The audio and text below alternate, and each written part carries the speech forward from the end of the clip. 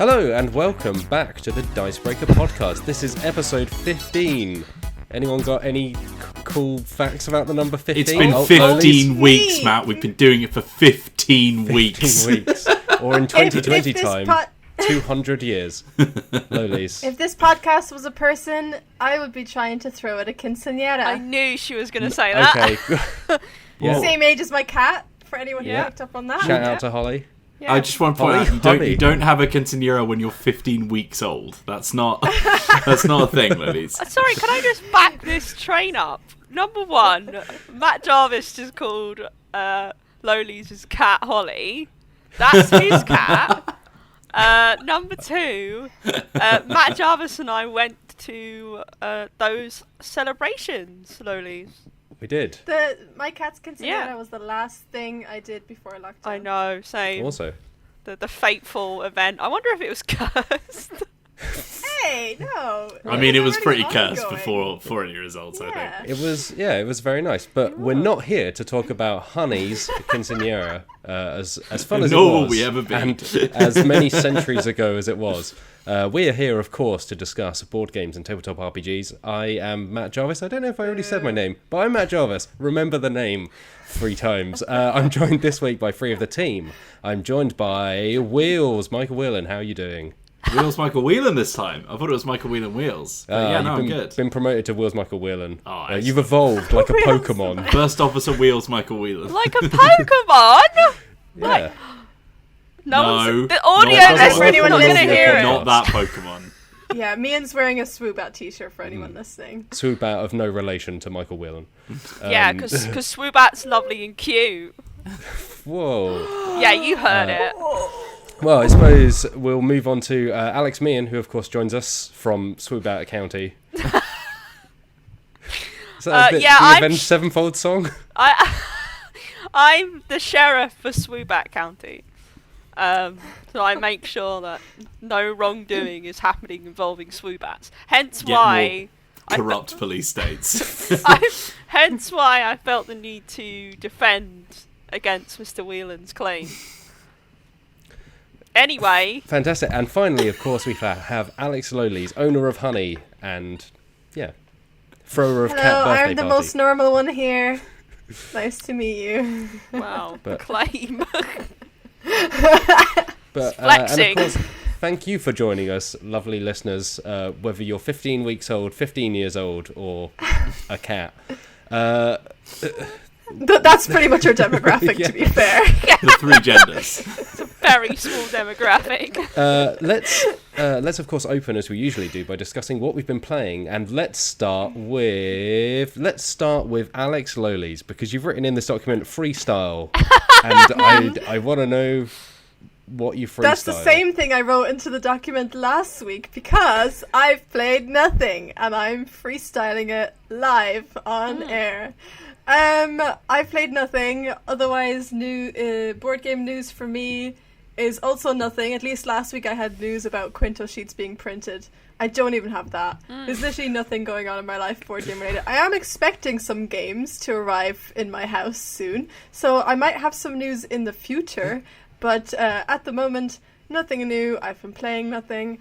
And I'll pass it on to Alex Meehan. Well, I would just say I'm in pretty much the exact same situation where I'm waiting for games to arrive. If Tim is listening, I'm Tim the Goblin. I'm hot at the door, just waiting for him. The Goblin. But apart from that, that's about it. We both said the Goblin, at least. Asmodee Tim, not Goblin Tim. Yeah. Fantastic. This is what the people tune into this explicitly board game podcast for, is the opening of nothing really. Yeah. Well, we're just trying to get the nothings out of the way. Yeah, so get to the meat of the podcast, which is of course with news/general discussion, 15 to 30 minutes. We gotta build it up. You gotta build it up. You don't want to go off talking about board games and then come to us and be like, oh well. True. This is just gonna bring the whole energy down. Okay. Sure, we'll go with that. Alex Meehan, what have you been playing? Please say you've been playing something. Yeah, I've been playing stuff. My last, peek behind the curtain.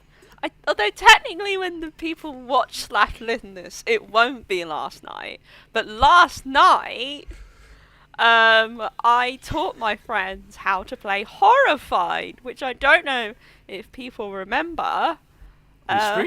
We streamed it, yeah, Drummer Yeah. Wheels, back in the I do older remember days. that was one of the first. That was your first stream, wasn't it? No. Or maybe second, because the first was Icarus. Yeah, the first one we did was Icarus. Which the ripples of that event still like. I just want to say, like, Matt Jarvis has formed an opinion about Icarus based on that stream, and I think that's entirely unfair. So, what opinion have I formed? No, I remember all having a that conversation with you about it, and you were like, "Yeah, I wasn't that keen on Icarus," and I was like, "You only played it when we talked about stupid crabs on a live stream. That's not fair." I really enjoyed that playthrough. I think, yeah, Icarus is just, it's one of those games where it's like, it was really fun when we played it, and then I've never gone back to it. But I appreciate that you really love it. Aw, you've like brought him like one of those portraits made out of dried pasta. And he's like, you know what, I'm glad you like it. Anyway, Look, Horrified. I can tell you Ian. worked really hard on it. Horrified. Yeah, for people who didn't watch that stream, firstly, come on, step up. Secondly, no, I love you all. Secondly, yeah, it's a co-op game that came out last year. That's kind of based on Universal monsters. So we're talking classics like the Dracula, The Dracula. the Mummy. Not that the Mummy, unfortunately. Oh, Not the mummy, but Anne. the money mummy. Anne the mummy. Yeah, not Brendan Fraser's The Mummy, which I would have preferred, but, they're trying to stick with the Universal Monsters theme.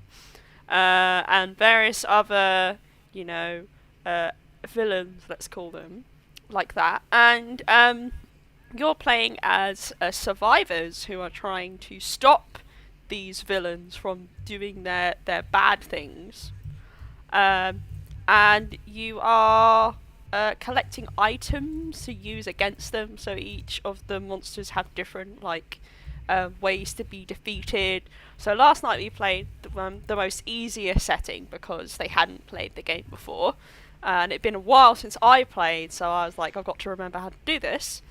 We played by Tabletop Simulator, by the way. There's a mod on there, which is alright. It has a rule book. I mean, that's something. That's more than a lot. Yeah, to that's be more, fair, yeah. more than a lot of them. And also the standees for the monsters are really hilarious because they're just, I don't know why they've done this.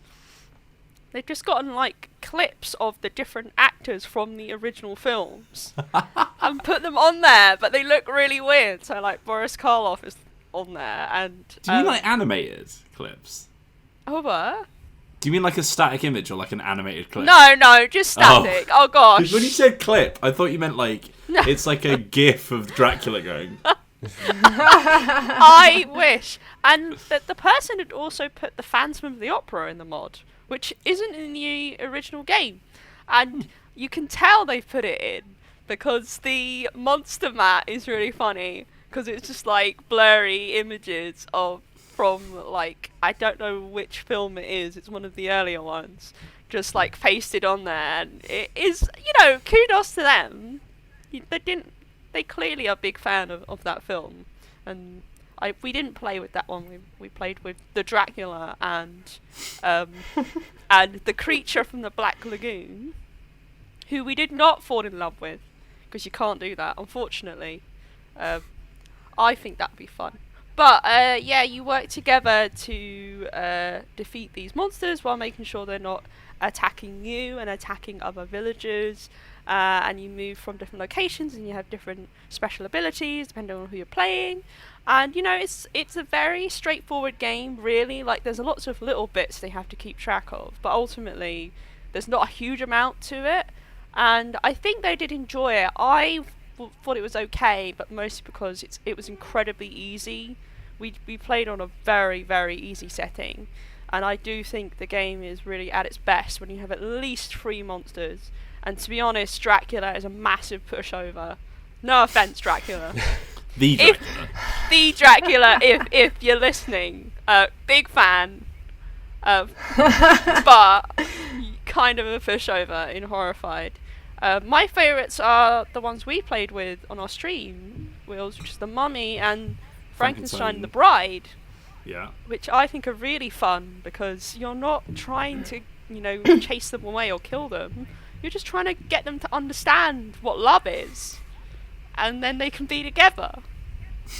Frankenstein sat there going, "I want to know what love is." If only it was officially licensed with Foreigner as the soundtrack. Will we get copyrighted for that? I hope not. As long as Yeah, you don't, No, it don't has sing to more be than like- 30 seconds. We'll get struck down. Perfectly in key with the original. Yeah. Well, excellent. Yeah, I mean, for some reason I started thinking about Hadaway and then trying to make like a play on Hadaway and Horrified. Like, yeah, what is love? That- Hadified? That's Don't hunt me. That's a great video, by the way. The Hadaway video. I love it. It's just it That one, right? epitomizes the era. But no, I think I'd like to play the game again with the same group and definitely have at least 3 monsters, maybe even 4, because the game is at its best when you're like on the edge of our seats. Because when we played on the stream, we did win, but I think we were quite close to losing as well. I feel like we may have slightly cheated perhaps. Yeah, which is a common theme on those kind of streams where you're almost at the end and you're like, don't worry about that. Yeah, because it's like the classic sort of pandemic scenario where the best co-op games are the ones where you feel like you're just on the edge of we could lose, we could win at any moment. Also, the art style for that game is, I really like it. That was a chef's kiss, by the way. Yeah. Now I'm imagining Frankenstein in a cooking show with like a chef's hat on, and he's just looking really happy, and he's like, Frank This is and great. Rick Stein. Anyway, speaking of Rick film, Stein. board games, co-op games, and the era of the 80s, What a segue. here we ladies go. and The gentlemen. most laboured segue in all of history. I'm threat. going to jump in here and say I've been playing Back to the Future Dice Through Time, which it's not really a pun. It just is like dice through time. Oh yeah. It's supposed to be like rice through time. So it depends what accent you say it in. It'll make sense. Lolies, that sounds like a documentary about rice. Yeah, about the that's history what I of thought rice. as well. You got rice through time, though, don't you? It's giving me a strong memory of seeing a thumbnail on BBC iPlayer for a documentary called Baking the Perfect Loaf, and it was like 10 episodes. Did it have Greg Wallace in it or not? I don't know. Should've. Just had all So- those weird little flashbacks. Yeah, so it's a Back to the Future game. I think it's one of like several Back to the Future games coming out at the moment.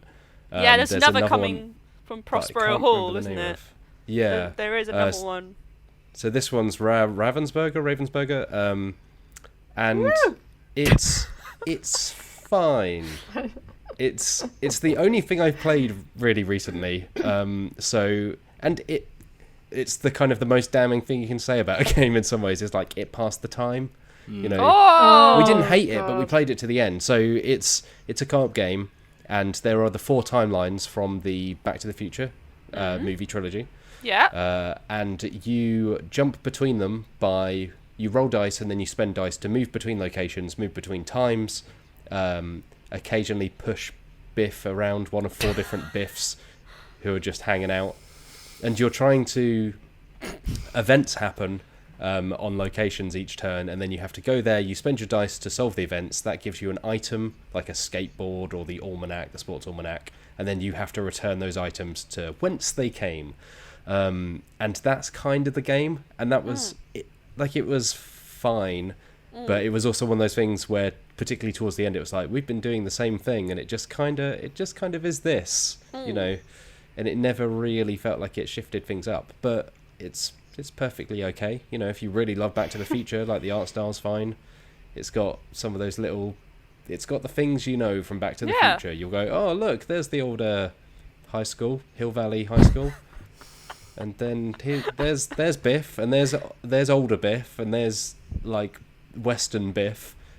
And the cards have a picture of a chicken in the corner because he calls McFly a chicken. Nobody calls me chicken. Oh, right, yeah. I hate licensed games so much. I forgot that Biff was in the third one. Because, like, my memories of the third one are so vague. Because I literally seen it once, and that was years ago. I forgot that he's in it. And I kind of like, why did they bother? Because the setting of it is just so off the beaten track compared to the last two. They're like, oh, we better keep some, you know, continuity here. Let's just stick Biff in it. Yeah. They should have biffed Biff, am I right? Oh. I mean, I like the films. I think probably out of the whole team, the response when this was like, hey, does anyone want to play this? It was pretty dire, wasn't it? It was like, never seen it. Yeah, I've seen it. I don't really care. I like the first one well enough. I think it's still weird. Oh. Like, I think it's of that era. And, you know, like the bit when he plays the guitar is pretty good. Yeah. And, you know, Michael J. Fox is... as far as I know, he seems to be quite a nice person. Sometimes you never know, but... True, yeah. Yeah, I mean, again, you know, they're not my favourite films in the world. Like, I like them well enough. And this game it's perfectly okay. This is probably longer than anyone will ever talk about Back to the Future Dice Through Time. The thing is, we barely talked about the game. We mostly talked rubbish about the film. But... You know, I think it's one of those things, though, where actually nowadays, that if this had come out, I don't know, 20 years ago, or let's say 40 years ago, whenever Back to the Future 1 came out, it would have been outstanding for the time. Like, as a licensed movie game. Like, it would have been, you know, head and shoulders above everything else. 40 years! But I think nowadays, like, the standard is just so high for, like, even movie board games, which usually were kind of like the dregs left over, like the tiny Lolies is just having an existential crisis in the background. So, guys, the 80s was 40 years ago. Yeah, Lolies. How's that reality? I wasn't even alive then. Like I wasn't. None of us were. I wasn't even thought of then, Lolies. None of us were. We're all under 40 here. What are you saying? Anyway, before we get into nostalgia about the 80s, where we weren't... An era that we did not... Yeah, the thing is, I have absolutely no nostalgia for the 80s. I really, like, I won't go into it, but obviously not being alive then doesn't help, but, like... It's mostly, like, you know, the concepts of the 80s, like... The music. I'm the oldest one here, and I was born in 1990, right? So let's just move on, because Johnny's not here, and Johnny can't speak for the 80s. Johnny, you need to come in here and defend the 80s. We've got a call coming in from the 80s. It's Johnny, the oldest man on earth here, who's... Sorry, if we're getting a call from the 80s, you need to put this... Oh, hang on. Hello? Let me just extend my... Matt Jarvis, please. All this miming is great for podcast listeners. Yeah. But let's do some more mime humour. It sets up a very neat little segue. Well, I say neat. It's not neat at all. It's about as neat as the last one. But talking of going back in time, there has been the first teaser trailer moving into news now. If nobody could tell that, because it was so smooth, that transition. It's like peanut we're suddenly butter. in Newstown. Really. Like, you look around and there's headlines where you expected opinions. But yes, moving into Newstown, the first teaser trailer for Pandemic Legacy Season, wait for it, 0. Not 3. 0. There's no season. So yes, we actually had the exclusive on this, us being Dicebreaker. So we were able to put out the first kind of full announcement teaser trailer for Pandemic Legacy Season 0, which you can now watch on the website or on the YouTube channel. 0. And it basically reveals that the third and final game in the Pandemic Legacy trilogy will be a prequel. No! Hence the Zero. Final! I should have really read the rest of the article. I saw the Zero part. You're such a fake didn't realize- Dicebreaker fan, Lolies. Yeah, name 3 of their albums. Come on. Name 3 of their top 10 lists. The train song, the news song.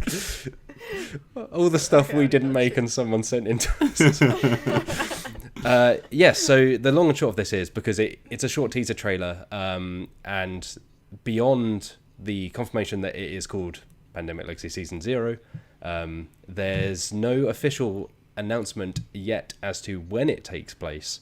There have been some rumours floating around based on a leaked box cover that it will take place during a kind of Cold War setting, because the box cover that leaked out kind of has your classic spy in sunglasses and Matt Jarvis, trench coat. what leaked out of the box? Jam. All Spies. the diseases. It's also got like the sort of doomsday clock motif in the trailer, hasn't it? Which kind of it's got a kind of Cold War vibe. So Yes. yeah. Oh no. What's wrong, Lolies? What's wrong? Tell us what's I wrong. just don't like stuff that's set in wars. I mean, the Cold War is a very different kind of war, Lolies. It was more of a war of sort of infiltration and secret spies and stuff like that. Like, from what I remember, again, don't count me on this, there weren't a heck of a lot of actual physical military wars. It's more of a will they, won't they scenario. Will they, won't they? Yeah. Instead of romance, it's nuclear apocalypse. Yeah. Oh, goodness. Well, there is, to kind of end that, so yeah, the trailer shows a doomsday clock, as Will said, and then on the left-hand side there's a filing cabinet that says MONS on the label, and has kind of like a very James Bondy kind of like Mondays. gun logo. Da-da-da-da. But again, Ministry of New Spatulas. No, I think it's Mondays. It's short for Mondays. Mons choose Yeah, Weds. exactly. Weds. Hap There's days. fries. So yeah, that's about all we know for the moment. But there will be, let's say, there will be more information soon. And perhaps there will be more information on Dicebreaker in the relatively near future. Oh my goodness, Matt Jarvis! Who could say? Don't. You'll have Certainly our- not the editor-in-chief of Dicebreaker. So yeah, keep your eyes peeled for that.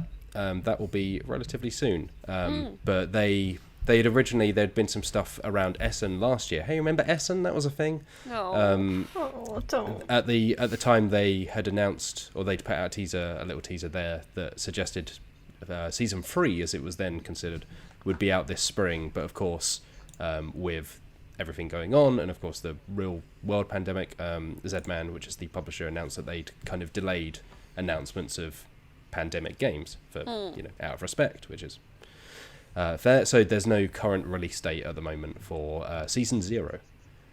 So we'll find out more soon. Yeah, It kind of makes me want to go back and play season 1 and 2 through, so that I, because there's a final game now. I feel like I know how much I'm going to invest. You know, I'm only going to invest in 3 of them, and then I'm done. yeah. So this is where I'm at. Yeah. Thanks for giving me the spotlight for a moment. Thank you. I'll say Back to you in the studio, Matt. They're Yeah. both really good. I don't think nearly as many people played season 2 as they should have, really, but I really like them. So yeah, Yeah, I'm I playing recommend them. through 1 at the moment, as the listeners and viewers may know. Still playing through it. Yeah, Didn't come up in your what you've been playing recently though, did it? yeah. Meehan? Oh, what is this? An interrogation? Jesus Yeah, and you're failing it. The lie detector machines go. Brr, brr, brr. Slams the box down on the table. What do you call this? Please. I found this under your bed. You've been playing, haven't you? There has been dust all over it. Matt Jarvis, what you just described felt like an advert for like the PS3, like those the adverts they used to release for various With the weird baby. Yeah, like the weird baby one. Like, I do really like the idea of the detective like chucking down a Pandemic Legacy box. It says in your statement you haven't played since last week, but we can see that you've ripped the card that comes with the decision in part 4. What have you got to say for yourself, Meehan? I didn't do it, officer, I swear! The cat got it. I don't know how to transition into this next story, so I'm just gonna come on. drop it on you. Just go! Speaking, I'm gonna see if I can post-transition. Post-transition. Speaking of the future, when Pandemic Legacy might be released, how about Star Trek set in the future? Yay! I love Star Trek! Alex, me and you wrote this story Speaking of about things set in the 70s. a new Star Trek Adventures rulebook. I did do that story, Matt. Now, please, as this is just a precursor, I know pretty much absolutely nothing about Star Trek, so Lolies is probably more qualified to talk about Star Trek in general, but the new source book is for the Star Trek Adventures RPG, which is by Modiphius, the guys who do like Dishonored and Conan and all that stuff. They're releasing a new core rulebook for the game, specifically focusing on the Klingon people. Klingon! Klingon! I don't understand why people like Klingons so much. I don't like the Klingons. Watch out, Wow. Klingons! Lolies, got your number. They're so like backwards, you know. I mean, They're, it depends on how you're looking at things. It's like they just have a different culture from some of the other people in the galaxy or whatever. I don't know. I really don't know enough about Star Trek, but Alex xenophobe Lolies in with another hot take. I think they're releasing the source book in an effort to try and give people the opportunity to see things from their side. Being one of apparently the most powerful, I don't know, groups of people in Muscle Man. the galaxy. I also do not know anything about Star Trek. Yeah, I know there's something called the Wrath of Khan. And I know at some point someone shouts Khan very loudly. But, so this new core rulebook will allow you to play as a Klingon and have your own warship. And you'll be able to interact with other Klingons. Or is it Klingon? I'm not sure. Klingons is... and you'll be able to do like adventures based around their culture, and there's loads of other bits about their colonies and various other things. It sounds like my mum trying to describe my job. Look, okay, I'm trying the best I can. I couldn't learn the entire history of Star Trek in the space of an hour. It's not good enough, okay? man. That's the kind of standards we uphold on this podcast. Sorry, I'll go away and look at like 50 Wikipedia pages, okay, Do and it. I'll be back. Looking forward to it. Moving on from a segment that can only be described as painful. A mess. Let's move on. Oh, is that the segue for the next one? Next game is going to be painful. Oh yeah, sure. So there's plenty of. We're just going to try and segue our way all the way through this podcast, smooth as silk. Speaking of pain And suffering. there's probably a god of pain in Warhammer, right? Well, there's There's the gods god of of blood, chaos. right? Yeah. Yeah. Blood for So the blood god and all that nonsense. this is a Warhammer Age of Sigmar, the fantasy version of Warhammer, and there is a new General's Handbook, which is kind of. It's not a brand new full rulebook. It's not a new edition for the game, but it's kind of like an annual update they put out that has a few more rules in and some kind of new game modes and so on. And so the kind of headline from this is that they are introducing the ability to play in teams. In Coalition, it's got kind of an awkward name. The Open War Coalition Battle Generator from JML. Billy Mays here with the Open Battle Generator Coalition Generator Battle. But despite the clunky name, it's relatively straightforward in what it does. So there's you can basically play with 3 or more people, and you can mash together different factions into kind of one big team. So you could have. And Matt for Jarvis, what you instance- do is you get a bottle of glue and you get all your figurines and you just stick them all together Just into roll one big it. ball. Like Sounds like me trying to Katamari. construct my first minis when I was about 15, to be honest. So yeah, it's basically that. There are certain matchups. There's like a big long table they've put out that shows what matches up with what. You can form coalitions. It's then supported in all kind of the 3 main game modes that Age of Sigmar has. So match play, open play, and narrative play. Other things in the General's Handbook this year are aerial combat. I'm just trying to find the official name that they give it. It's something very Warhammer. Skies of Slaughter is what they call it. Yes. It's essentially a set of rules. I think it was previously in White Dwarf, the Games Workshop magazine. It's a set of rules that let you use flying monsters and vehicles to basically have a sky battle. And then other updates, kind of new narrative campaign stuff, a couple of tweaks to point values, things like that. The kind of things you would expect if you are into Warhammer. But yeah. I've been watching Lonely's face the entire time, and it's been great. I love every second of it. Moving on into the next thing, let's quickly chat about the ENnies. Yeah. So for those who don't know, the ENnies are kind of, I don't know if they're the biggest, but they're maybe among the better known kind of RPG awards focused just on role-playing games.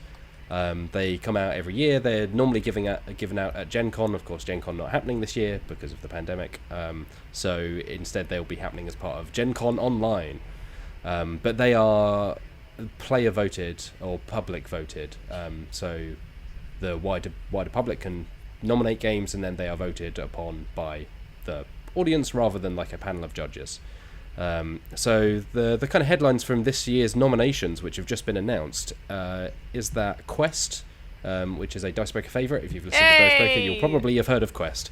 That's been nominated for, I believe, 4 different awards. Whoa, amazing. So, yes, Quest has been nominated for Best Family Game / Product, Best Layout and Design, Best Writing, and Product of the Year.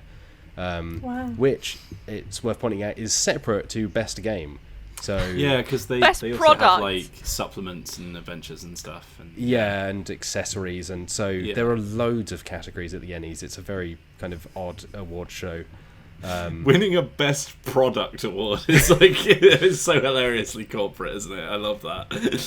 It's the weird thing where you get actual games alongside kind of like a GM screen or a set of cards or something like that. So Quest, obviously, if people know Dicebreaker, they probably know that we're pretty big fans of it. It's very beginner friendly. It's very pretty. So that's up for 4. BFF Best Friends Forever, which is kind of it's like a very bright, colourful role-playing game about friendships between a group of tween girls. That has 5 nominations, so I think that has maybe more nominations than almost any other game, or at least is joint.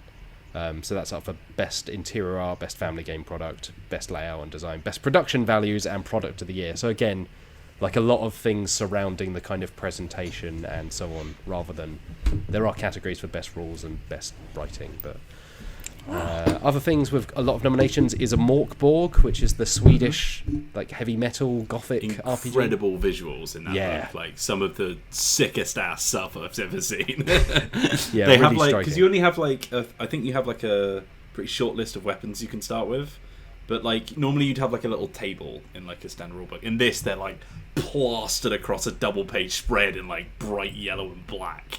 And it's like Zweihander in like 10 different fonts. It's incredible. It's so extra. It's the best thing I've ever seen. I think it's safe to say I don't think I've ever really seen an RPG with that kind of art style. Like there's been gothic stuff and kind of abstract stuff, but it definitely stands out. It's super heavy metal album kind of vibes. Yeah, but like, I think it has a soundtrack as well. Like they launched it with a soundtrack, which is like, okay, you know what you're going for here. yeah. Other things with 4 nominations is Trilemma Adventures, which is kind of a collection of adventures for D&D 5th edition. That might just be a collection of adventures in general. I might be confusing it with something else there. Zombie World, which is a card-driven RPG, which is up Zombie for World's- various things, including Best Game. kind of interesting actually, because it's got. So I've been following the ENnies because there is someone on Twitter who I think is a former judge who's been doing these threads of like just sort of going through their like impressions of each of the nominations. And just sort of breaking down why everything is like cool or interesting or new, or like why it's good for beginners and all that kind of stuff. I think their handle is Pandatheist, so just mash the word panda and atheist together. I don't know why that's their handle, but there you go. But they were talking about that and Sleepaway, I think, were the two that sort of like grabbed my attention the most. Because Zombie World and Sleepaway both have kind of like board game mechanics that have been like lifted into RPGs, which I think is something that people need to do a lot more of, especially when you get like, you know, like when you go into a combat encounter in D&D, like you were essentially turning it into a board game in that moment. And like if D&D combat was a board game, I would burn it, right? So like so like the Zombie World is like a Powered by the Apocalypse game, but it has a deck of cards, which is something that I've seen in Who Goes There, the Thing board game. Where it's like a deck of cards and like one of them says bite on it and the others are clear, and you keep drawing from the same deck every time you screw something up. So like if you get bitten by a zombie, like there's every time somebody does something really bad, they're all just sort of dwindling the amount of time you have before somebody inevitably is going to die, which is really cool. But Sleepaway, and you might be interested in this, Lolies, it's GM-less, so you don't have anyone telling the story, you don't have anyone controlling it. But there is a traitor mechanic in it.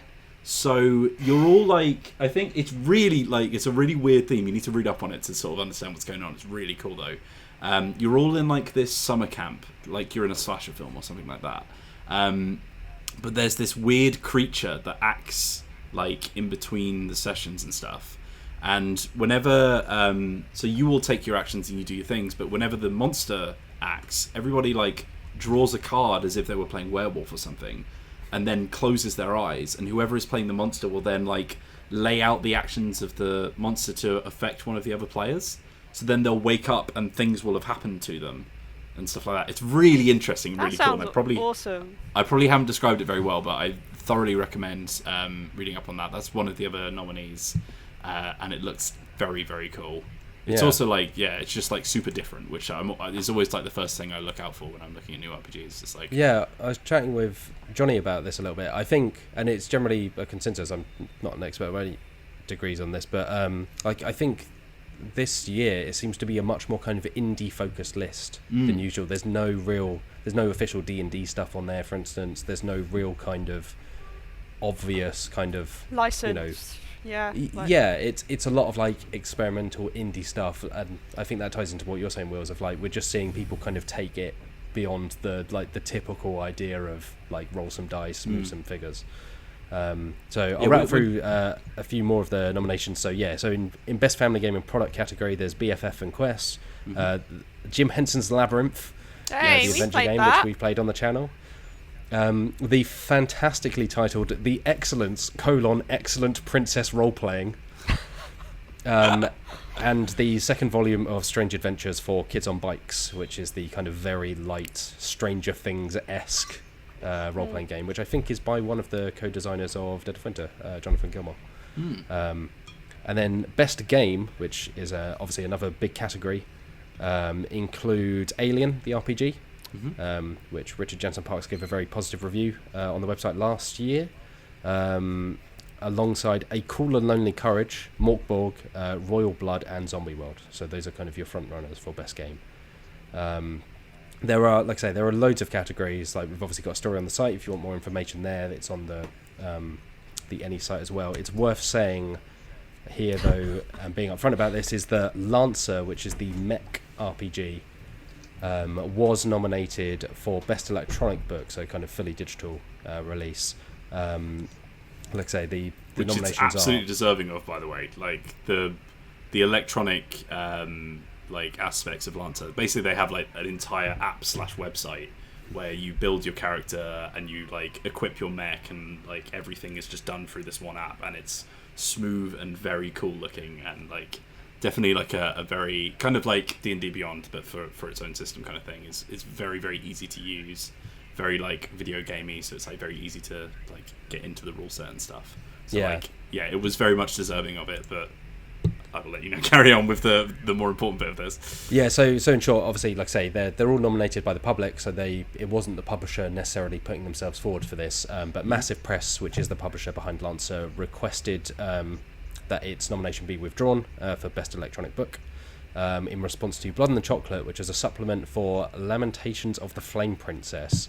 It received an award for Best Adventure from the ENnies back in 2017, and Massive Press posted their email to the ENnies jury or organisers on Twitter, basically saying they wish to be withdrawn in response to the fact that Blood and the Chocolate had won because it contains casual graphic sexual assault and racism, and criticised the ENnie Awards for implicitly endorsing openly harmful gaming products. So yeah, like it's a lot to discuss on this podcast. Like, we're not experts on that particular supplement, but obviously be aware of that. Like, and it was put forward and was withdrawn. So it was replaced by Uncaged Volume 3, which is a collection of adventures for D&D 5th edition that kind of take typical tropes and stereotypes of female mythological creatures and kind of flip them and subvert them. So yeah, that's been replaced. So Lancer is no longer in the running. But all of the winners, so the way the ENnies work is they give kind of like bronze, silver and gold medals within categories. So there's loads of categories, and then each one has multiple winners. But they will be announced on July 31st as part of Gen Con Online. So we'll see what comes out of that. No, I swear I've come across Uncaged before. So as soon as you said D&D 5e, I was like, oh god, here we go. And then you said, oh, it's the Uncaged like module, and I was like, oh no, I've heard like really good things about that. Yeah. Because I'm pretty sure there's stuff like about Medusas and female monsters like that. And I really should read up more on that. It's a shame. I swear I heard good things about Lamentations of the Flame Princess. I've heard pretty terrible things about Lamentations of the Flame it's Princess. It's incredibly terrible. like edgy. It's like Oh. what's all the worst things we can put in a book, and it's like That's a shame. it gives me, I get a hard eye roll whenever I hear about it. Yeah. Moving on to other news, back to board games. We'll rattle through these because they're both quite quick stories. Meehan, you wrote this story about the final game in the Century Golem trilogy. Yeah. Century Spice Road is probably the one that people most recognise.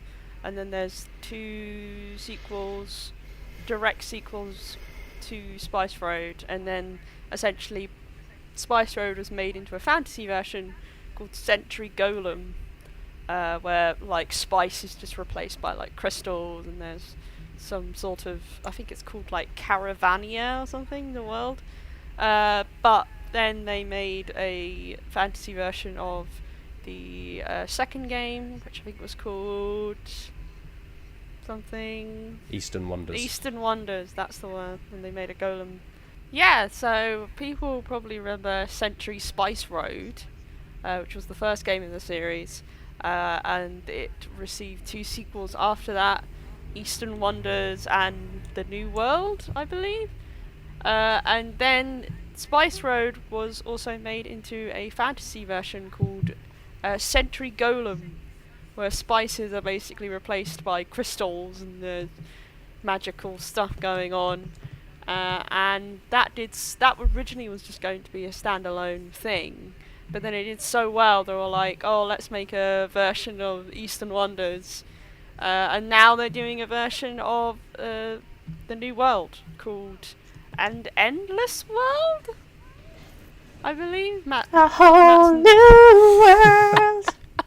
Yeah. An endless world for you and me. Yeah. I wondered how long that was going to go on for. I was like, let me just give her a bit longer. It's really I was praying for a quick release. There's not a huge amount about it out there yet, but were you going to say something, Matt?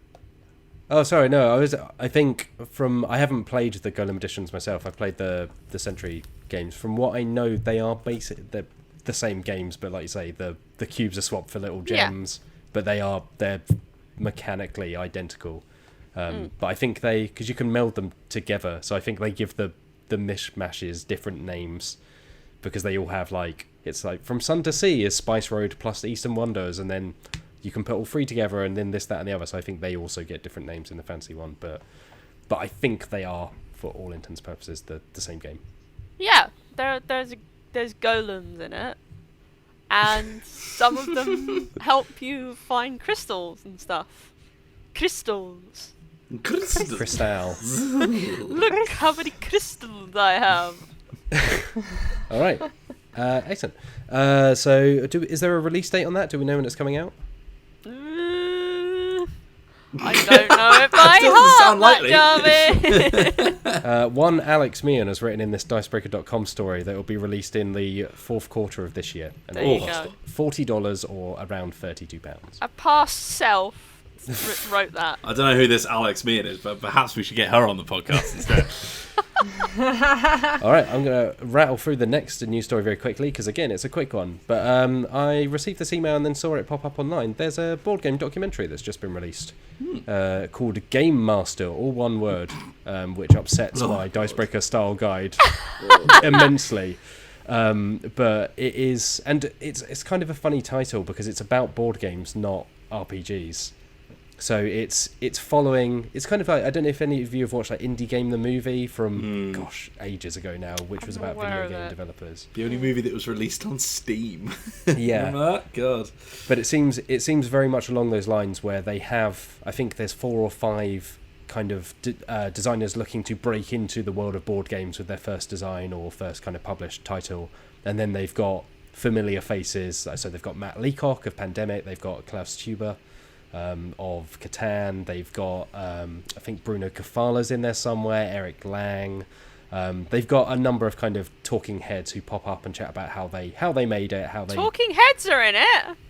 yeah, Oh the my talking heads. David goodness. You may Byrne. find yourself making a new board game.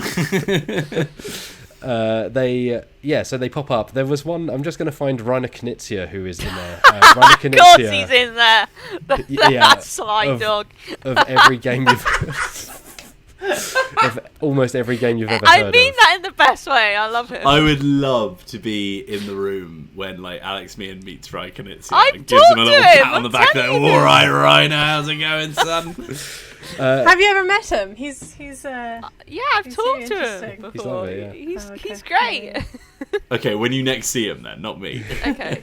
So yeah, the trailer for the film. The film is about an hour and a half long, so it's a feature length documentary.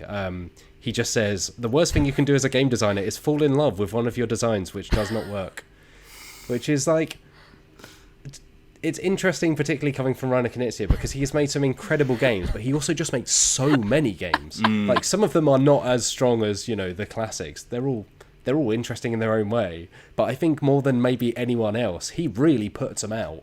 Proper workhorse is Reiner. Yeah.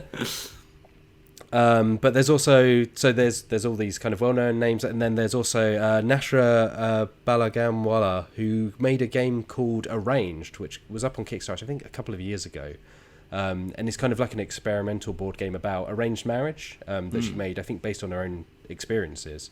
So it's, I think, it's not just a documentary that seems to be playing the hits again to some degree. It seems to go that extra kind of layer deeper. It's not just, Catan's popular, right? It seems like they're kind of they're diving into the further reaches of the industry and kind of looking at some interesting things. So I'm interested to check it out. I think it's up on iTunes. It's like $5 to rent it. Oh God. Why is it on iTunes? I don't know. I'm not part of the studio. Matt Jarvis, why is it on iTunes? Why did you put it there? Why did you put on iTunes, Matt Jarvis? I will say that I Nobody uses found it. iTunes, Matt I was- Jarvis. I was watching the trailer while writing up the news story and to get an idea about it, and I found it a bit of a it was a bit of a gut wrench, to be honest, because there are multiple shots of, I think, PAX Unplugged, of which we are part of the same network. We should be upfront about that, but I think there's shots of various conventions and people in halls. It was like, oh yeah, I remember that. But it's a lot of Klaus Tuber sat at home going, yep, I made a lot of money with Catan, it turns out. Catan real popular. Did you try and like spot yourself when I had the footage of the conventions? I did not. See if you could see yourself in the crowd. The odds of that are like so wild. It's like a live Where's Wally? You never know. You You never know. I'm going to start wearing large hats just for that. Like incredibly tall top hats. Yeah. Finally, to round up this week's news. Just in case somebody makes You never know when someone's making a duck. Yeah, and Always it says be on ready. it says on the top of the hat, "I'm Matt Jarvis." It's me. Here I am. Gosh. like it's just a massive arrow. What do you think of me? As I was trying to do, wrapping up this week's news, another very quick one. Alex Meehan, there's new code names, or not new code names, old code names, but in a new form. Yeah, there's enough versions of Codenames, I think, to last us a lifetime. But yeah, you can now play Codenames online with your friends using the Codenames online website. It's free to play. You just create a room, select your language, and then share the URL with whoever you want to play with. It's a little bit like Jackbox in that way, sort of. And yeah, you can just play Codenames for free, and it's pretty good. We like Codenames. It's worth saying here, it's legit as well. Code Yeah, it's official. It's not some shifty business. Don't worry, we wouldn't do that. That's about it, really. It's just Codenames, you know. That's news. Moving on to questions news, from baby. the audience. If you'd like to send in a question for the team, you can email us at podcast@dicebreaker.com, or you can tweet us at joindicebreaker, Or or send find us out on the Facebook pigeon. or Instagram. I'm a big fan of this first question, personally. Well, in that case, Wills Michael Whelan, you may read it. Hi, Dicebreaker gang. You guys have been absolute saviours getting me through lockdown. Thanks for all the amazing content you've given us. Thank you very much, Ed, for watching. My question is this. If you're playing a game that involves different coloured meeples or game pieces, what is everyone's go-to colour? I always seem to gravitate towards yellow. Thanks, Ed Sale. Shout out to Ed Sale for the best colour that there is. Selected. Matt has just removed the yellow highlight and turned it into red, which I feel like is some kind of like slight against my colour choice. No, that's just what I do in the pod. This is a little bit behind the scenes. This is what I do when we've read a question. He's changed it to the actual best. Shut up, colour. Lolies. No one cares about your red propaganda. Oh, nobody can see, but I've got a giant red meeple at home and everything. Yeah, no, I'm a big fan of yellow. I do think we should. Well, actually, let me step back and everyone say their favourite colours. We've heard Lolies is red, Green or purple? green or purple, Which upsets me because it's the Joker colour scheme, but that is completely coincidental. or funny junk. For me, it's blue, which upsets me because it's the colour associated with Tories. And also the most boring colour. No, it's not. Blue is a lovely colour. My wife is a blue player, so Yeah, there you go. careful Will. where we're throwing shade. So what I wanted to say was, I think there's like, I get bored whenever I open a box and it's just yellow, red, green, blue. Like I really like it when people go for more wacky, different colour schemes. I saw you grimace when I said the word wacky there, Matt Jarvis. I think, speaking of Ryan Knizia, there's that, Zedman do those like classics remasters kind of thing. I think Taj Mahal have like really lovely like non-traditional colour palette sets and stuff like that. And yeah, like I would like to see more colours in board games, you know? I like a teal. Yeah. They're more teal coloured A pieces. beautiful magenta. Yeah. You know? I'm gonna cyan. explain to you why I always play red, because my color choice has a backstory. Sure, okay, never mind. Let's change the conversation. Well, no, I'll bring it back to where you guys just were. great, okay. But just before you go completely off the rails, let me just bring it back to why I play red. So when I was first working in the board game industry, when I was working as a games guru in a board game cafe, the person who essentially was like my supervisor, whose job I was replacing, this guy called Ben, and he's a very good friend of mine, and he was going back to Australia, and so they were looking for somebody to replace him as a games guru. So I got hired, and he always played red, and I never really, I don't think at that time I had like any like particular preference. Like I might have picked red anyway, but like it just wasn't like I wasn't like one of those people who had to play red or anything. And so when he left, he carved out of wood with his own hands, carved a meeple and painted it red and handed it to me and was like essentially like, oh, you will play red for me now, because he was always red. And so there's a loving backstory as to why I now must always play red, because it's a loving backstory that I have, and it's not just because I'm a spoiled brat. Lolies, what comic book did you get this from? I would like to say that I completely agree. I'm really, like, I love when I open a game and it's got, like, different colours. Yeah. Like, if it's got teals or, like, just like, purples. Like, you don't actually get purples. You get purples, but you don't get it as often as you get, like, red, blue, yellow, and so on and so forth. Having said that, I've played a game. Whoa, this is taking some turns, this sentence. Oh boy, this is like this a is a roller slippery coaster. This is a roller coaster of emotions we're going through here. I recently played a game. I actually did a video about it several months ago, which I think when I started the review, I was like, oh, this is alright, and by the end of the review, I was like, this game is terrible. But anyway, one thing that really annoyed me about it was that their colour scheme, their colour palette, I know exactly what you're talking about, yeah. black, brown, white, and grey. And I was like, this is just so dull. It's like they couldn't find any dye, you know? I think it's because, like, you draft workers in that game and they were all different colours, maybe, but, like... Yeah. Also, I still think that game's good. What game is that? It's fine. You played it only once. I played it 3 times. I want to play it and the more I again. played it, the worse it got. It was called Paris New Eden. Paris New Eden, that is the Paris one, New yes. Eden, okay. Yeah. I really like that. It's fine. I want to go back It's to that. fine to play it once, but the more you play it, the worse it gets. And it's just like... Yeah. Okay. Well, I would don't have say- any colour hot takes, so... Well, allow me to come in with mine. I think it's not that hot take. I think it's just, obviously, there are a lot of games that still don't cater to people who are colourblind, which is, you know, kind of unacceptable in this day and age because it's relatively easy to do. There are loads of resources out there that allow you to do that, and particularly board games, I think, more than many things. You know, you can add logos, you can add, like, some games include stickers that you can optionally add to have symbols to make them easier to identify. But even if you're not colourblind, there are often games that they try and have different colours, but they'll have 2 colours that are very similar, and then in low light or not ideal lighting conditions, they're really hard to tell apart. I can't remember, there was a particular game that did this, and I genuinely couldn't. I was sat, you know, right next to it in good lighting, and I couldn't tell the pieces apart until I brought them up right to my face, and I was like... I'll give you an example. I think this was like the tabletop streams I was doing when I was part of CA, but we were doing a stream of Memoir 44 and trying to tell apart, like, dark navy and dark, like, khaki green, like, in a studio with lights when a camera is pulled out. It's impossible. It's I know that's like the uniform colours of the like armies in question, but my god, is it hard to tell apart. Oh, horrendous. But there we go.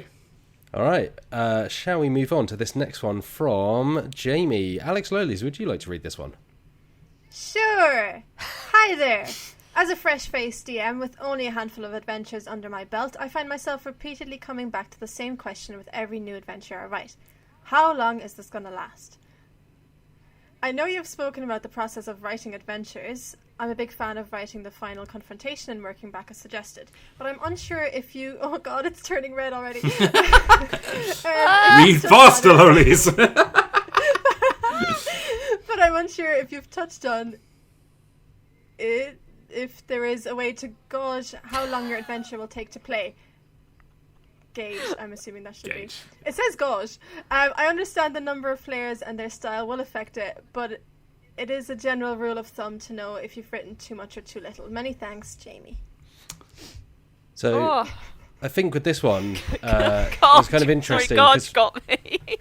We recently did. We recently It does say gauge! Cut him some slack. We recently did Desperados. In fact, it was the 4 of us that played Desperados. And I was GMing it, and we were doing what essentially I think is designed as a one-shot. It was a sponsored video, I should be up front. It's it was a free one-shot in the rulebook.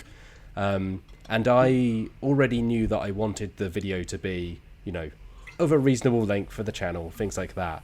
And so I had kind of trimmed out some parts, abbreviated parts, kind of knew where I could shorten it down. And even then, we spent 40 minutes on the opening train sequence.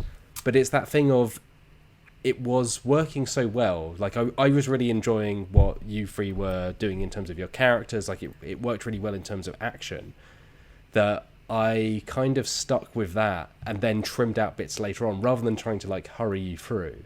So I think, part of this, it kind of just comes down to your gut. Like, if people are in the moment, then it's perfectly fine to kind of stick with something. It's why you don't want to over-plan, and it's kind of why I find pre-written adventures quite hard sometimes, because you're kind of beholden to the text more so than if you've only got a couple of brief notes and can improvise on the fly, and that's not for everyone. But I think just that ability to be like, okay, you know what, let's save the rest for another session, or whatever it may be, recording a video is a specific situation. But I would say just, don't overdo your planning, and just, over time you'll just get a feeling of like, oh, this is something that's worth sticking with, or this is something that just needs dropping.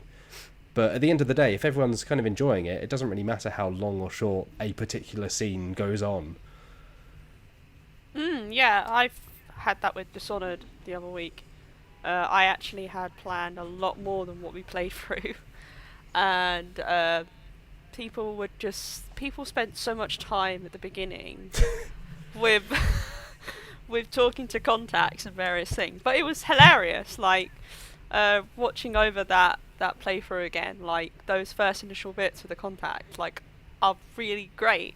So I think, making sure that whatever's there, you can gauge kind of what your players' reactions are to different things. So obviously if they're really getting into it, then I think there's no harm in kind of letting it go, but also, like, finding ways to maybe rein it in if, like, you're like, okay, maybe some of the players have had enough of this and it's time to move on to something else. But yeah, like cutting things back later, or even like cutting into additional sessions might be a good idea, because like going on the fly is fine, and you can always use stuff you've planned later in other campaigns. Just integrate that stuff in; it never goes to waste. Recycle. I do think that some GMs tend to like hyper detail, which means that, especially for the kind of stuff that we do, where we have like hard time limits. Like Johnny will go up on stage at an event, and they'll get told like, you have an hour and a half to do a full adventure, and it has to have a conclusion. So like he is constantly thinking, how can I push this along? How can I move this? This doesn't work anymore. The kind of things like that. But even when we're recording for the channel, like, we usually record like 3 hours worth, so we've only got so long where we can put things in. So you have to be super adaptable and flexible if you're trying to keep it within a certain time frame. But also, I would say that if you've got, like, say that you're like, okay, let's just do it in multiple sessions, and after 2 sessions, like, you still haven't really gotten to the crux of what you've done, I think that you should then look at your own adventure that you've been giving to these players and say, well, have I been giving them too much, like, of the boring stuff, right? There's always a rule that gets taught in, like, creative writing courses and stuff like that, where it's like, is this the most important thing that your character has ever done? And if not, why are you not writing about that? So it's like, if you're spending all of your time, like, even if just the fact that you go into a town and they meet the initial guards and they just get completely obsessed with these guards and they think that they're the most, like, interesting things to play around with, and they completely ignore your adventure, you have to then be prepared to either say, am I alright to spend an entire session dealing with a side character I didn't even think about, and then carrying on with the adventure, which means that we are super behind, like, schedule, like, open brackets, or do I just want to, like, lean into what my players are getting the most enjoyment out of, make them more important characters, and, like, allow them to retrieve the things that they're trying to get based on what they're already trying to do. Because at the end of the day, like, if your characters never see something, it doesn't matter if you wrote it or not. So you have to not, you have to kill your darlings is the other, like, you're like, you might have spent ages thinking about this cool building, but if they never go to it, then just forget about it, like, because you're going to waste time trying to push them in that direction. They'll get bored and they'll get stuck. And I think you're better off just saying, okay, well, I was going to give them this clue or this item or whatever in a different situation, but they've spent so much time here. Let's reward them for having a good time, right? Yeah. I think that's the important thing to take from it. Yeah. Lolies? I've never DM'd, so I've never written an adventure. I just want to make sure you so... included. Oh, I feel very included. I'm listening intently and trying to take notes mentally so that I can, when I get to that point, like I kind of started putting together like pieces of an adventure I'd like to put together, but I've not actually done anything with it. And so I'm like constantly taking notes when people ask these questions, so that when I have a minute to do that I can then have an idea of where to start and where to go. Excellent. And all that stuff. But I think also there is gonna be a video tomorrow, which is with Johnny and Luke Westaway from Outside Extra, and that's kind of looking at this kind of thing. It's looking at like the process, something along those. Writing kind of stuff. Yeah. So that'll be It's a interesting two-parter, I to watch believe. if you're listening, Jamie. But yeah. Yeah, and I think it's worth like kind of repeating that everyone has a slightly different approach. Some people will write loads and loads and be happy to kind of let a lot of it go. Some people will make 4 lines of text and just flow with it. And if it works for you, it works for you. But yeah, to some degree you won't know that. So like, don't be afraid to not necessarily fail, but to have those kind of things where it's like, oh, I've run out of stuff, or oh, I'm having to cut a lot of this. It's perfectly fine. Like everyone does differently. Groups are different. You'll just find what works for you and your group over time. So, I think it definitely depends on the RPG though, because like for Dishonored I did a lot of planning for that, like a lot, but that's because Dishonored is revolved around level, like the video games are revolved around level design, and like so I think so is the RPG, so you can't really lax on that. Whereas when I did a playthrough of Lasers and Feelings, I literally wrote a single page, and then from there I just freestyled it the entire time. So I think it really does depend on like the RPG as well, like what people expect out of it and what they want out of it. Yeah, sure. I think the example that always sticks in my head is that like a friend's campaign that they were playing in, like one of the characters died because it was one of those. I think it was Ghost of Saltmarsh or something like that, and like one of the characters died because they went into this house and they cleared all the rooms, and then one of the players is definitely one of those like I want to look at every single thing kind of players. So they were like, we haven't gone in the basement, let's go in the basement, and they found some like giant spiders, like something really crap and like no one cares about, and like the combat encounter was hard enough, or they were beaten up enough that one of the characters died, failed all their death saves, and the character's gone forever because they just looked in a basement. But like if I was GMing in that situation, I would make those spiders really important. Do you know what I mean? Like, I would not want my player to think, sorry, like you went to sweep up some cobwebs and got your head bitten off. Like, it's you want them to feel like they've like earned something via the stuff that they put in, right? Because if they put in all this effort and all these hours of exploring and whatever, and you just come back and say, yeah, we haven't actually touched the main story, I think that feels like it feels like you haven't got out what you've put in, and that can be frustrating for a lot of players, I think. Yeah. All right. Alex Meehan, would you like to read this next one from Patrick Rose? Oh my goodness. Patrick Rose asks, which game has the best cover art? Ooh. Let's expand this a little bit, because I was thinking about this and I was like, I can't think of any cover art now. So just general art style, I think. If there's an art style that's really stood out to you. It's Barron Park. Barron Park. Barron Park. It's When Barron you Park. say best, do you mean goofiest, Meehan? Best, Mr. Whelan! Dare you? That I cover really art is like- amazing. I really like really minimalist and really colourful stuff like Pastali and Azul. Like Azul is just a really pretty box. Like, and I know it's basically just tile designs, but it looks really good on your shelf. You know, like I always love those kind of like minimalist, really poppy designs. So Lolies is surveying the options now. let me tell you about Barron Park. So, God's Barron sake. Park by Phil Walker Harding. He's a very nice man, and he also designed Sushi Go. Has a bear on it, and the bear is looking at this woman who's the ranger in the park, in the bear park, and the bear really likes her, and you can see the lovely relationship they have. the years of, her looking after him and him, reciprocating whatever affection's there. And I think it really tells a deep story that all of us can get immersed in. And a fun thing about that box art, which when I was talking to Phil one time, he told me, the original design for Barron Park was just going to be like a theme amusement park, which is, nothing spectacular. But then the publisher said, why don't we make it a bear park? And he was like, that's a great idea. And then they were going to put like a builder on the front of the box. And then he was like, nah, mate, put the ranger on the front of the box. Because the ranger looks after the bear. Because why would the builder be with the bear, I'm just looking at that cover, and I think it's really ugly. It's incredibly ugly. How I want viewers at home or listeners at home to Google Barron Park and see the horrendous artwork that Meehan is obsessed offended by with. this terrible opinion. Before it descends into an argument over bears, I'll jump in and say that I really, I'll throw a couple out here. I really, really love the work of Tanya Walker, who has done only a handful of games, I think, but some of her games includes Dracula's Feast and The Lady and the Tiger, which are from a small kind of publisher called, I think, Jelly Bean Games. I think they're Australian, but they're these very small kind of card games. Dracula's Feast is kind of your classic social deduction thing. You dance with different monsters, but that's got a very kind of, is it Edward Gorey?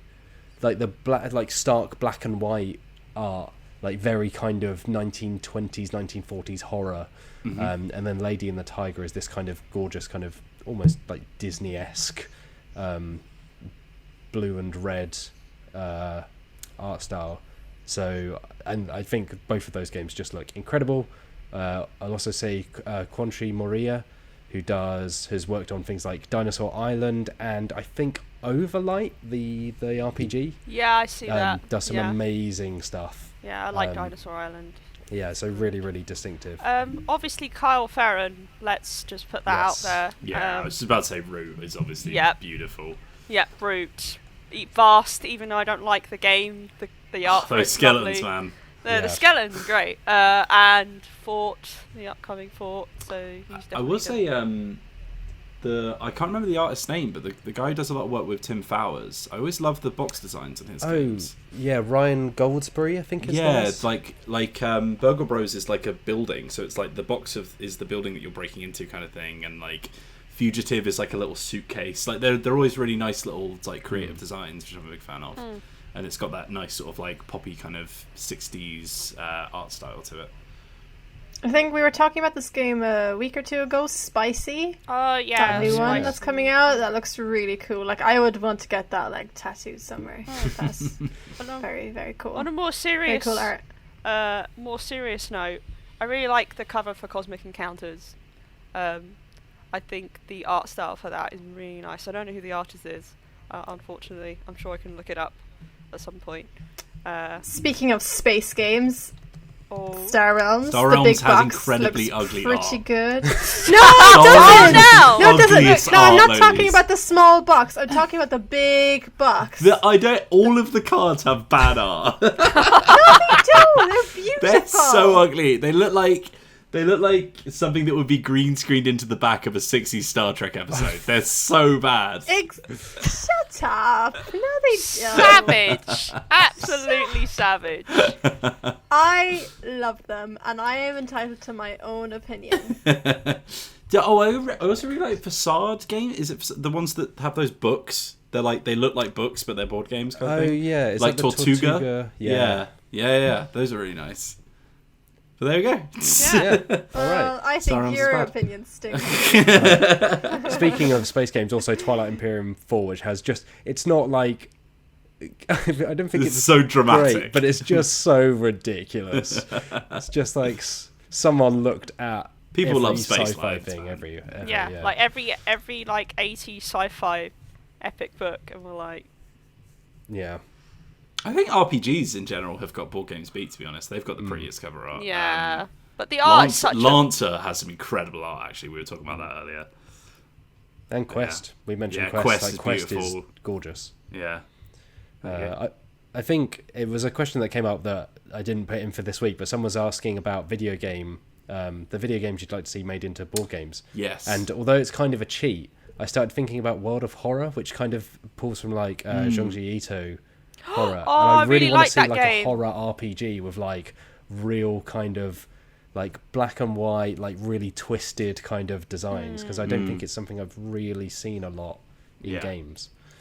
But yeah, I think more Junji Ito nowadays, basically. like the visuals of board games and RPGs in general is the bar is so high that in some ways it's easy for mediocre games to slip through a very pretty face. But I'd really like to see, just a quick note, I'd really like to see a board game based on like a Super Giants, anything that Super Giant has done, because their art style, the video game developers, so like Pyre or Hades, their art style. Those guys, yes. Okay. Yeah. Their art style is amazing. Like whoever does the art for those.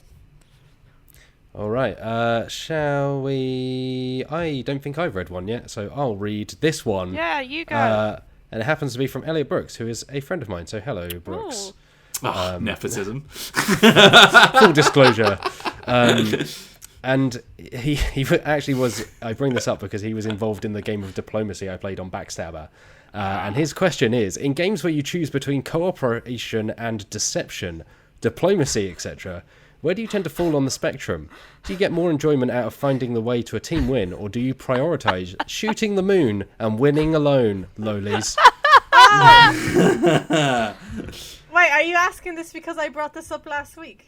Or when Dean, Just your Dean general was on the podcast? philosophy when it comes to Well, cooperation. I actually brought this up when Dean was on the podcast with us because there's a game called Human Punishment that we're big fans of, a hidden role kind of game.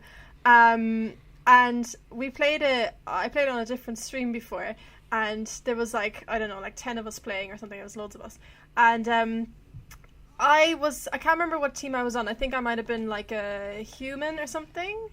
And so people are split into like humans, robots, and outlaws who are just out for themselves. Human and robots are trying to get rid of each other, and humans are also trying to get rid of outlaws, I think. Anyway, either way, I was a human, let's just say, and so was Dean, I think. And humans were about to win. And yeah, we were like going to win in a couple of turns. But one of the guys who was on my team is a good friend of mine. And I was like, I don't want you to win with us. So It's a good friend of mine, so I don't want him to win. It was supposed to be a joke, right? Because you can like switch people's alliances throughout the game. So I then played a card on him that switched his alliance, and now he was a robot and he was on the other team. And slowly, as the game went on, every other human started turning into robots as well, until it was just me by myself as a human, and I was like, oh shit. And I was like, right, well, I'm obviously about to lose, like by myself, even though I was so close to victory. I just decided to obviously backstab my friend, and then thankfully I managed to convert Dean back into a human with me, and we like clawed a victory at the very end. That's not the ending I wanted to hear. I I wanted to hear that you completely suffered for your terrible actions. The funny thing is, they like edited the video of the stream, and they edited out us winning, so it looks like we lost in the end, which is really annoying because it now exists like that. I swear Oh, sorry, carry on, Meehan. I was just going to say, Lolies, I swear you've made it your life's goal to make as many people realise that was edited out the stream and that you won that game. It was. I did. Dean and I won that game together, and it looks like we lost, and it's not fair. Is this like when you pretended to win Blood Rage? I see what's going on. Okay. Don't bring that up again, Whoa. Wills. Please don't. So, I technically won. Oh, no. gosh, when it Wills, comes to- quickly. When it comes to hidden role games, I do think, well, not just hidden role games, I guess, but like, I do tend to find that when it's one of those games where you don't know who to trust, kind of thing, like, I always feel a bit like, but then it's really nice having at least one other person that you know. Like, you absolutely know that person's good, or like that person's on your team. Even if you're just like, you know, like werewolf or whatever, you are one of the werewolves and you've seen them when everybody else had their eyes closed. Just having that like trusted ally by you feels really good. And I think that's like, I think that speaks to the fact that I prefer to build teams rather than to like screw people over a lot of the time. But I yeah. think most people assume that I'm the other way around. So they're like, oh, I'm not going to trust wheels. I'm like, oh, okay. Sat on the playground with a ball, just being like, oh. I'm kind of, it's like I prefer being the spy, the werewolf, whatever, but I much prefer it when it's with at least one other person, because I like that sense of kind of the tension of it's us against the world almost. But I'm not, I don't necessarily go out just to be a dick to people essentially in games. But I think generally I like games where there's a bit of backstabbing, but it's never, even when it's really harsh, like I'd rather then everyone team up against me and take me down, because it's funnier that way. I guess I'm just in it, for the laughs. For a fun time. So like I've definitely, when I played the board game of Dune, I teamed up with someone and then we got really far ahead, and then I turned on them in an attempt to win alone, and they then teamed up with the person I had just kind of messed with, and then they both wiped the floor with me. But it was really fun because it was that sense of like, oh right, like I got what I deserved, but everything was in the game. It wasn't me being mean out in real life, anything like that. So like I was kind of okay with it. Like it was fine. Like I would prefer something fun and kind of entertaining than just kind of like whatever. Yeah, the funny thing is, I like, people might realise I like to talk a lot, and I like people to like. What? I like people to like me. So in essence, when I'm like a traitor, getting people to actually believe me, like believe that I'm innocent and be on my side, is like the strongest drug. But like if I am a traitor, I instantly go through no matter how many times we've been playing the game, I instantly go through the stage of, oh god, no, I've got to try and do this, got to try and lie to people, because I'm actually quite bad at lying in general, mostly because I don't like doing it. It's not like I'm a moral, upstanding citizen, like I know it's a game, but it's still the guilt of doing it, and also I have so many tells that I'm not very good at it. So I tend to prefer to be on the loyalty team, working against the traitors, than a traitor. And if I am a traitor, like the other guys, I prefer to be with someone else, like to know at least there's someone on my side. It's scary being alone. It's funny that you say that about like that you don't like lying, and like because the thing is, I always like being like the bad guys in those kind of games, and I get a kick out of lying in the game, because I think it's because in real life I can't lie. I'm a terrible liar, and I hate it. It just makes me really uncomfortable. But in that game, because it's a game, no one's getting hurt. You're not doing like, it's part of the game, and also because I've played, especially like Secret Hitler, I've played a lot of it, that I got to a point where I got really good at lying because I knew what lies worked, and what I just kind of knew.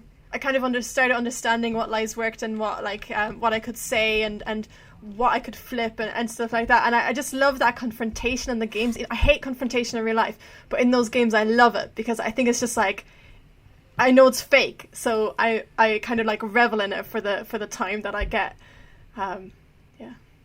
Yeah, I can't play any with my wife, because like I'm a really poor liar in real life, so she'll just turn to me and be like, "Are you lying?" And I'll just immediately crack. So we can't play those games together anymore, because I'm just like, if I'm a werewolf, if I'm a spy, it's all over basically, because I'll just come under interrogation once and be like, yes. Let's try and fit this one in very quickly at the end, although it's a big question. But maybe great, yeah. Try a smaller one, Matt Jarvis. But I think we can do it. Who are we circling back around to? Wills, let's circle back around to you. If you could read this one from Caitlin, please. What do you think sparked the recent popularity surge that the board game industry has had over the last 5 years or so, excluding the obvious inclusions in TV shows, etc.? I think the inclusions in TV shows came after the fact. I think the reason board games have like surged for me, I think, so much is that whilst video games have become huge and like a big thing that everyone is a part of now, like people are becoming less and less like entwined in the same rooms with each other and just like seeing each other's physical like actions and faces and stuff like that. I think like there was a genuine sort of like outcry from players to be like, I want to sit in a room with people again. I want to pick up things and move them around. Like I genuinely think it was just like I'm going to sound like a massive boomer here, but in a world where technology is more connected than ever, we were so disconnected from each other. And I think it's just like people were outcrying for that sort of like human connection again. I think that pushed it all together, combined with like a huge burst in really creative designs and just like a general increase in quality. I think it just like, you know, it was lightning in a bottle and it blew up. And now, because it's such a popular thing and it's become sort of pop culture-y, I think that's why it's now like exploding. As soon as you said in a world, I was like, beginning of any trailer. I think also the rise in board game popularity kind of came at the time when there was just a general rise in nostalgia. So like a lot of people are like reverting back to like listening to records and like just all that stuff. And I heard, I haven't seen these like figures myself, but I know I was told a few years ago that the rise in board game sales has approximately the same trajectory as the rise in record sales. And it just seems to like be part of this whole movement, I guess, of going back to that nostalgic stuff from like your past or your parents' past.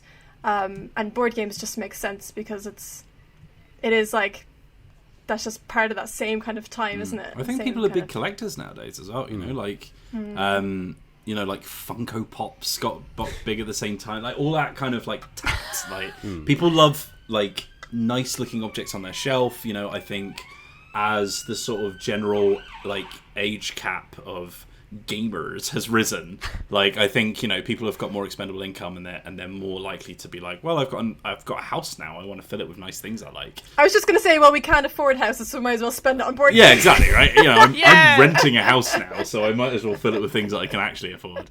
But yeah, like, you know, board games, especially nowadays, are really nice products. Like, they're really pretty to look at. Like, we were just talking about some of the incredible art that you can have, and then like some of the biggest Kickstarters are the ones that are full of models of stuff that people love, you know, like Batman and all that kind of stuff. Like, I think it's that same kind of vibe. You sounded more like nice things on shelves. You sounded more like a boomer then than you did earlier when you're like, oh, technology. Well, that Batman miniatures game was enormous. So there you go. Up to the point where you said you were renting. Yeah, I think you've kind of hit on the head there. Like, I think, yeah, part of it's nostalgia. I think part of it is like, particularly, I'm going to say our generation. It's a very broad kind of thing. But a certain generation, you know, grew up with like local multiplayer video games, and now they're all online. So when you've got people in the same room, you're not necessarily like sitting around like an N64 or whatever to play something together. So a board game kind of fills that hole to some degree. It's like, here's the thing we play together. You know, I think a certain generation is not going down like the pub as much. They're like staying at home, so the money that would go there, they're spending on doing stuff at home with friends instead. And then I think, yeah, like Lolies said, and Wills as well, like there's an element of like, particularly Kickstarter, where it's like designs that are way more interesting can get out there. Games are a lot more expensive, but because they're kind of direct to you, you know, they are cheaper in some ways than having to go through shops who have to take their cut and distributors who take their cut. And it also means that you get these way more inventive things that can cater to, you know, a couple of thousand people or even a couple of hundred people, rather than having to be this very kind of bland mainstream, like Monopoly, for instance. So you can get things that really strike that quarter of people, where it's like, I like Batman, I like, you know, whatever, or I just like this aesthetic, I like this kind of mechanic, and they cater a lot more to them, so people are willing to put the money in, and then they will have their friendship group that is into that. I think it's the same reason, you know, tabletop RPGs are coming back into fashion. It's because people are socializing in a different kind of way nowadays, but there's a lot more there for them to socialize with. It's kind of like a catalyst. God, I sound terrible. A catalyst for social whatever. You Yeah. get, like, you can see it in the backlash of video games as well. I think there's like way more couch co-op stuff is now like making a resurgence, because they're like, oh, like people miss this, like people miss being able to sit down and play things together, and you can see that in the board game Rise, and then you can see the reaction from it with the you know, like the previous big hobby kind of thing. And you see video games drawing from like deck builders, like Slay the Spire as a deck builder, so it's kind of going both ways. They're feeding into each other, you know. Wheels, you've got a cat. I know I've got situation. Cats moving around. I think Rosie was. I just saw a cat head coming out of nowhere, like peeking around the corner, like. We've already extensively talked about this, but I would just add, from my point of view, it'd be maybe even the case of designers who, you know, when they were kids were potentially playing like really classic board games like Monopoly, whatever, but as they grew up, they were potentially like, we want to make games that are what we want to make, that are, you know, the kind of games that we want to see out there. So you know, a lot of the big designers, the big names are, you know, older people who have kind of, you know, got their experience, but also they've had their childhoods or younger years of playing games, and they're like, we want to, you know, produce stuff that we are interested in. And that kind of meant that the new ideas are coming in, and those new ideas are then spawning new ideas with, you know, the people who play those games and go on to design games themselves. So I think part of it is like the rolling nature of things influencing other things, and like those designs and those ideas will naturally get better and better because they're drawing. They have more to draw on. Like now, like people designing games now have a lot more to draw on. So they're not having. You make it. Sorry, go on. Well, yeah, they're not having to just do the same old thing all the time. Yeah, you're making a good point actually, because like when you're saying like they're drawing from other things, like when we talk about video games, like almost versus board games, actually a lot of them kind of. There is a lot of like I think Wheels just said it, obviously, like a lot of kind of crossover, because like when you think about like Blood Rage obviously are now bringing out like a video game, or have brought out a video game version. Gloomhaven, which is like #1 spot and has been for several years, is you know, the inspiration for that came from video games.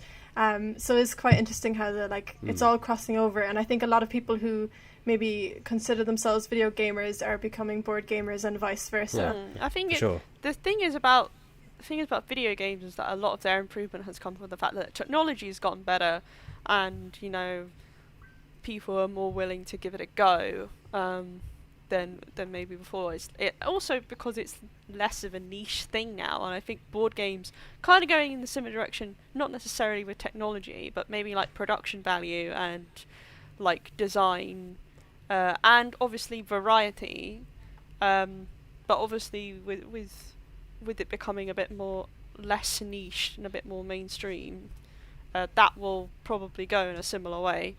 Although hopefully we won't end up with the kind of rubbish that we have to deal with video games. All right. Well, I think, like I say, it's a big question. I'm sure like we'll come back to it because it's something that keeps coming up. But for now, we will have to bring this all to a close. So before we leave you listeners, what do we have coming up on the Dicebreaker YouTube channel? Video team. So, we briefly recommended that that video series that Johnny and Luke Westaway will be doing, which if you're listening to this on the day that it comes out, should be tomorrow, unless something horrible happens. And then and then the day after that, Lolies, we've got... It's Dicebreaker. We said it last week, but it never happened because I had some audio issues myself. So I've had to reshoot some bits, but it will be out this week, hopefully. Will the second part of Dishonored be out by the time this podcast goes out? The second part of Dishonored will be out after we finish recording this podcast, so look forward to that. Fantastic. And then yeah. And it's worth saying Dungeon Breaker will be taking a break, but only a very short one for 1 week, and then it will be back next weekend on Saturday as usual at 3. And no doubt some of us will be in the chat for that. as we continue our adventures. And then over on the website, which is dicebreaker.com, Johnny's review of the new Warhammer box set, Indomitus, which is a very Warhammer. It's Warhammer 40,000, and boy, is it. Death Punch. His review of that is now live, kind of running through that. That's out later this month, I think. So if you're interested in what the 9th edition of Warhammer 40k looks like, that's up. We've got coming up, perhaps by the time you listen to this, if not soon after, Alex Meehan has previewed the new D&D source book, which is Mythic Odysseys of Pharos, which is kind of Greek-inspired stuff. It's like a crossover with Magic the Gathering, right? It's a Magic the Gathering world brought to D&D. Yeah, like the Pharos set of Magic the Gathering. There are 4 now. The most recent one being Pharos Beyond Death, which came out earlier this year. And so they've released a D&D source book based on the world of Pharos. I spoke to the lead designers on that source book, and we talk about all sorts of exciting Greek and D&D related things. And then, so we already have the Pandemic Legacy Season 0 trailer up on the site, but as I say, not by the time you hear this, but hopefully shortly after, we will have some more information on that game, and perhaps even an interview with its designers. Who could say? Oh my goodness! So Mr. stay tuned for Ambassador, that. you are spoiling us. I don't think I can say any more than that. But yes, we will be taking a look at Pandemic Legacy Season 0 in greater depth very soon. So keep your eyes tuned to dicebreaker.com for that. And by the time... And your ears peeled. I almost said peeled. And by the time this podcast goes out, there will be a list on the site for the top 10 social deduction board games. There will be. After being discussed on this very podcast. Along with the various daily bits of news and whatnot. There's plenty to check out on youtube.com/Dicebreaker and Dicebreaker.com. But for now, we will leave you, dear listeners. I don't know why I've turned into like some kind of audio book host.